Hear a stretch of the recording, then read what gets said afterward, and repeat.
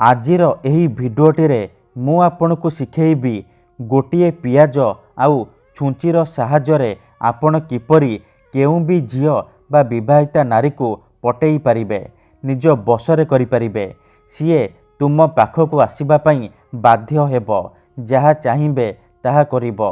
एही वशीकरण करिबा पई आपनकु कोनोसी प्रकार मंत्र तंत्र करिबाकु पड़िबनी किंबा किछि भी पैसा खर्च करिबाकु पड़िबनी। केवल गोटिए पियाज आनिबे आउ गोटिए छुंची आनिबे। तापरे मु आपनकु किछि प्रयोग विधि शिखेइबी, आपण सेही प्रयोग विधि को करिदेबे। ग्यारंटी देउची जेउ झियो पटु नथिला से झियो निजे आसी तुमको भल पाउची बोली कहिबो। जेउ विवाहिता नारी को आपण राति दिन भाबुचंती सीए निजे फोन करिकी रूम को डाकिबो, जहा चाहिबे ताहा करिबो। नमस्कार फ्रेंड्स, ओडिया फंडा चैनल को आपण मानकु स्वागत।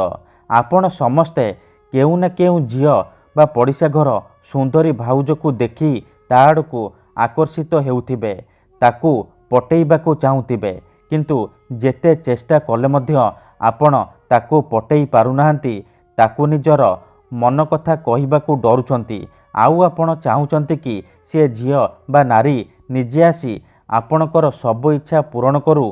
तेबे आजिर एही भिडियोटी आपणकर कामरे आसीबो, कारण आजिर एही भिडियोटी रे मु आपणक पई दुनियार सबुठारु शक्तिशाली वशीकरण नहीं आसीची, जार प्रयोग रे आपण केउ भी कुंवारी झियो बा विवाहिता नारी को मुहूर्तक भितरे निज बसरे करि परिबे। केवल आपणकु गोटिए पियाज आउ गोटिए छुंचीर आवश्यक। हाँ फ्रेंड्स, गोटिए पियाज आउ गोटिए छुंचीर साहाय्य आपण काहाकू भी निज बसरे करि परिबे, निजर गुलाम करि परिबे। से झियो हेउ बा विवाहिता भाउज तुम पाखकू आसीबा पई बाध्य हेबो, जहा चाहिबे ताहा करिबो। एही वशीकरण एते शक्तिशाली कि एहार प्रयोग केबे भी खाली जाएनी। जिए भी पियाजर एही वशीकरण करिछि 100% सफल हेछि। वर्ष वर्ष धरी भांगी जाइथिबा पुराना प्रेम को फेराई आनी पारिछि। सासू नणंद दियर भाउज काहाकू भी निज बसरे करी ताठारू निजर मन मुताबक काम हासिल करि पारिछि। तेणु आपण भी मो कथा मानी गोटिए पियाज आउ गोटिए छुंची आनी आजिर एही वशीकरण करिकी देखंतु। तापर देखिबे किपरि जेमिति आपण एपटे एही विधि को करिबे, सेपटे से झियो हेउ बा सुंदरी भाउज छटपट हे उठिबो। जेपर्यंत तुम पाखकू आसीनी, तुम सहित संपर्क रखिनी, सी गोटे मुहूर्त भी रही पारिबनी। ठीक अछि, तेबे एही वशीकरण करिबा सबुठारु सहज। एहाकू आपण किपरि करिबे, केमिति करिबे, एहार प्रयोग विधि कोन मु आपनकु शिखेइबी।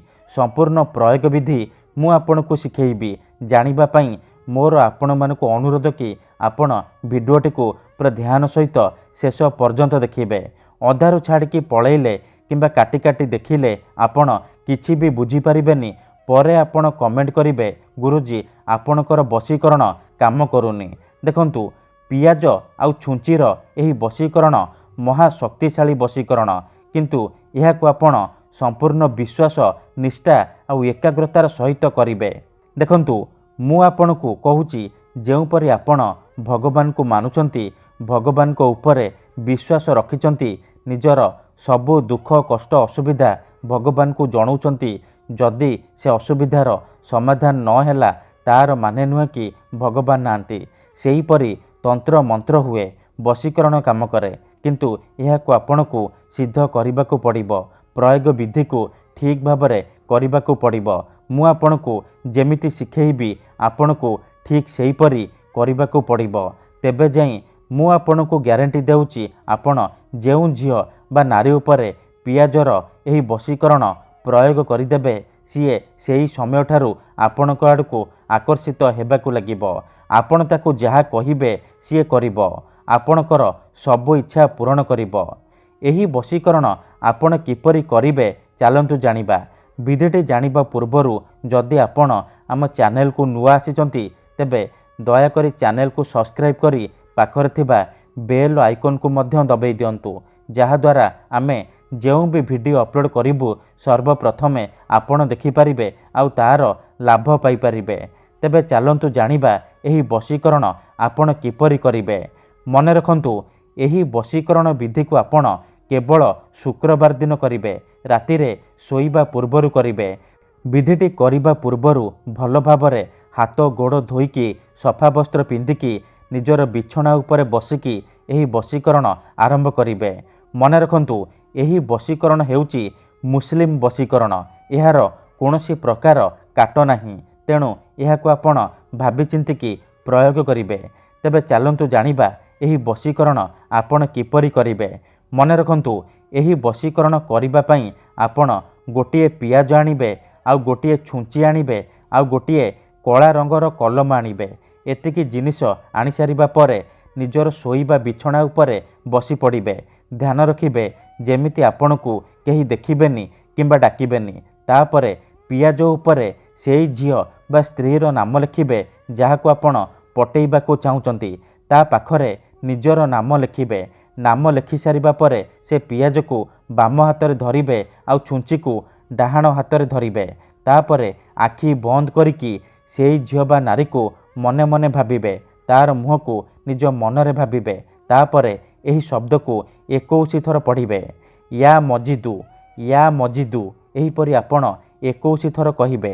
ତାପରେ 7 ଥର ସେଇ ଝିଅର ନାମ କହିବେ ଆଉ 7 ଥର ନିଜର ନାମ କହିବେ। ନାମ କହିସାରିବା ପରେ ସେ ଛୁଞ୍ଚିକୁ 7 ଥର ପିଆଜରେ ଫୋଡ଼ିଦେବେ। ଏତିକି କରିସାରିବା ପରେ ସେ ପିଆଜରେ ଛୁଞ୍ଚିକୁ ଫୋଡ଼ିକି ରଖିଦେବେ। ଗ୍ୟାରେଣ୍ଟି ଦେଉଛି, ଏତିକି କରିକି ଦେଖନ୍ତୁ, ସେ ଝିଅ ହେଉ ବା ବିବାହିତା ଭାଉଜ ଆପଣଙ୍କ ପ୍ରେମରେ ଦିବାନୀ ହେଇଯିବ। ଯାହା ଚାହିଁବେ ତାହା କରିବ। ଧନ୍ୟବାଦ।